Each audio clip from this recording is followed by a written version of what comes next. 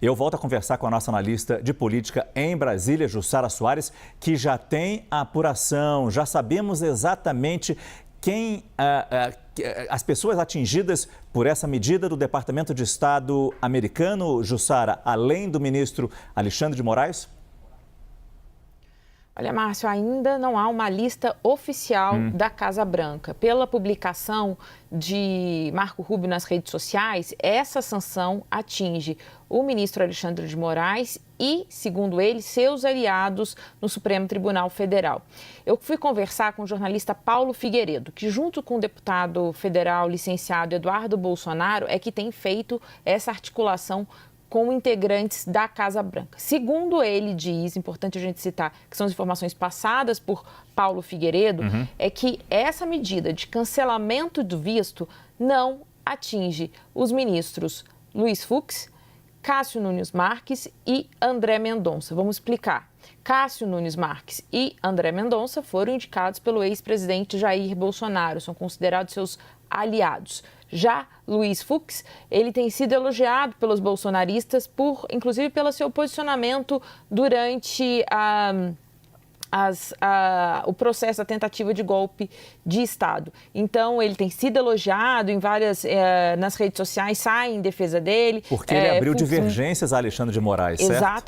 Exatamente. Além disso, e durante todo o processo também, ele tem participado dos depoimentos no processo de tentativa de golpe, participou do depoimento do ex-presidente Jair Bolsonaro e de outros réus da tentativa de golpe de Estado. Então, segundo Paulo Figueiredo, essa medida de cancelamento do visto não atinge esses três ministros que eu citei, Fux, Cássio Nunes Marques e André Mendonça. Bem, mas essa medida anunciada por Marco Rubio atinge os demais ministros, segundo Marco Rubio, são aliados de Alexandre de Moraes e também seus familiares. Essas são as informações que Marco Rubio publicou nas redes sociais e agora Paulo Figueiredo também tem compartilhado isso, de que essas medidas vão atingir os familiares, inclusive aqueles que já estão morando nos Estados Unidos ou que por acaso estudem, têm atividades lá. Essa é a promessa, segundo Paulo Figueiredo, são as informações que ele recebe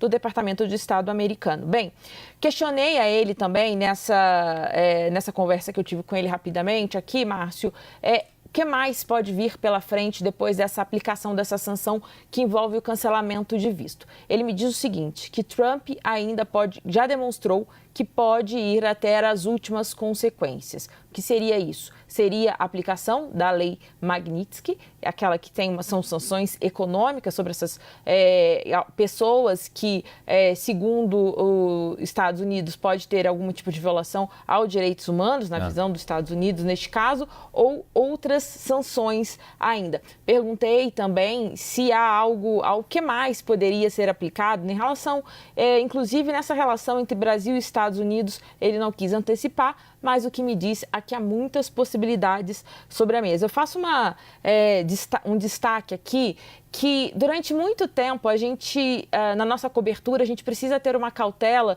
sobre as informações que a gente recebe também, até porque para entender qual é o acesso, qual é o acesso que Eduardo Bolsonaro, Paulo Figueiredo e outros integrantes aliados de Bolsonaro têm à Casa Branca. Nos últimos dias, o que é considerado uma vitória para o bolsonarismo é que são as medidas aplicadas por Trump, tanto o tarifaço quanto agora o cancelamento de visto e as inúmeras declarações, citando especificamente o ex-presidente Jair Bolsonaro, mostra que há um acesso a uma interlocução de fato que tem motivado essas medidas econômicas em relação ao Brasil e agora medidas específicas aos ministros do Supremo Tribunal Federal e, segundo Paulo Figueiredo, também a Paulo Gonet. Enquanto nós estamos aqui conversando com o nosso convidado, chegou a informação há instantes. O presidente da República fez uma postagem em rede social. Deixa eu dar um zoom aqui para melhorar a nossa leitura. Perfeito. Vejamos aí. Minha solidariedade e apoio aos ministros do Supremo Tribunal Federal atingidos por mais uma medida arbitrária e completamente sem fundamento do governo dos Estados Unidos. E segue a mensagem. A interferência de Opa, deixa eu ajeitar aqui, pronto. A interferência de um país no sistema de justiça de outro é inaceitável e fere os princípios básicos do respeito e da soberania entre as nações. Mais um parágrafo de mensagem, hein? Estou certo de que nenhum tipo de intimidação ou ameaça de quem quer que seja vai comprometer a mais importante missão dos poderes e instituições nacionais, que é atuar permanentemente na defesa e preservação do Estado Democrático de Direito. Inclusive, rapidamente, se a Jussara Soares estiver aqui comigo. Jussara, só uma dúvida. O presidente da República já tinha se manifestado de alguma maneira após essa medida contra Alexandre de Moraes, contra integrantes do Supremo, ou é a primeira vez que ele fala publicamente? É a primeira vez que tem uma manifestação do presidente Lula sobre esse cancelamento de vistos ao ministro Alexandre de Moraes e outros, como disse a nota de Marco Rubio, outros aliados no tribunal. O que a gente tinha anteriormente era justamente apenas as manifestações da ministra Gleisi Hoffmann, da Secretaria de Relações Institucional e do advogado-geral da União, Jorge Messias. Agora, Lorival, o que a gente tinha antes era uma sanção comercial, 50% que vão começar a ser cobrados a partir do dia 1º de agosto, claro, se essas sanções entrarem em vigor.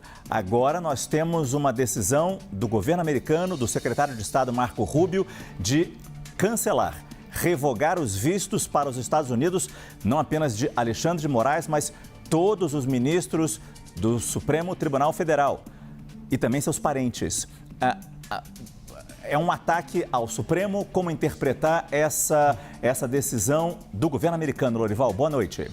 Boa noite. Vou responder em seguida, mas antes vou trazer duas informações de uma fonte americana, de que a embaixadora do Brasil, Maria Luísa Ribeiro Viotti, ao voltar das férias ou ao interromper as férias anteontem, procurou o Departamento de Estado em Washington e foi recusado o contato. Não conseguiu falar com o Departamento de Estado, algum representante ali da parte do hemisfério ocidental ou mesmo da mesa de Brasil. Ou seja, a diplomacia brasileira, no seu nível mais baixo, está sem acesso ao Departamento de Estado, cujo secretário Marco Rubio tomou essa decisão agora há pouco de revogar vistos. Também outra informação de que a Casa Branca ordenou uma expedição rápida da residência do deputado Eduardo Bolsonaro,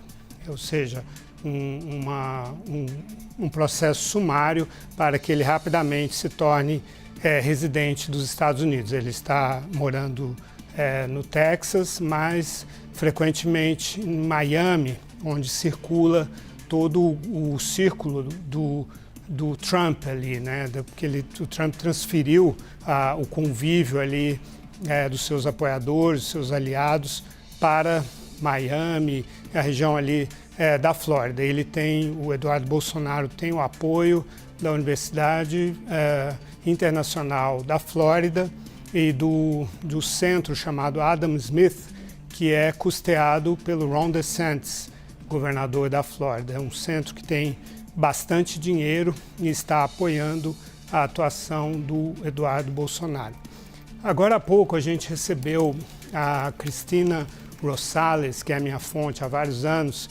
Ela foi assessora do Trump e do Biden e saiu agora recentemente do Departamento de Estado e está como consultora de empresas. E ela previu que aconteceria isso horas antes de acontecer, que é a retirada do visto, não só do Alexandre de Moraes, mas dos aliados dele, entre aspas, no Supremo Tribunal Federal, ou seja, aqueles que votaram a favor hoje dessa medida contra o presidente Bolsonaro. Então provavelmente devem se estender a eles as sanções que aconteceram, que foram adotadas hoje, e ela prevê que o Jason Miller, que é o assessor do Trump na Casa Branca, já tem o mapa da escalada, do que vai sendo feito contra o Brasil, que é assim que ele atua. E ela prevê que, muito provavelmente, o próximo passo vai ser o congelamento dos ativos, dos bens eventuais que esses ministros e o procurador-geral têm nos Estados Unidos. E aí o próximo passo seria sanções secundárias contra instituições bancárias e financeiras que tenham negócios com eles, para que eles não possam mais, então, acessar, né, o sistema financeiro, já que nenhuma instituição bancária ou financeira poderia atuar sem ter acesso a dólares. Né? Sim. Todas dependem disso. Agora, Lorival, você traz informações importantes e vamos tentar quebrá-las em pedaços. Primeiro, a informação que você nos traz que a embaixadora do Brasil, a nossa representante em Washington, não conseguiu falar com ninguém do Departamento de Estado. Isso soa para mim quase que um rompimento. O quão exagerada é essa minha visão? Há um rompimento diplomático neste momento entre os países? Formalmente não, mas na prática sim. Não há diálogo, não há comunicação. Segundo essa fonte americana, a resposta foi too late, tarde demais.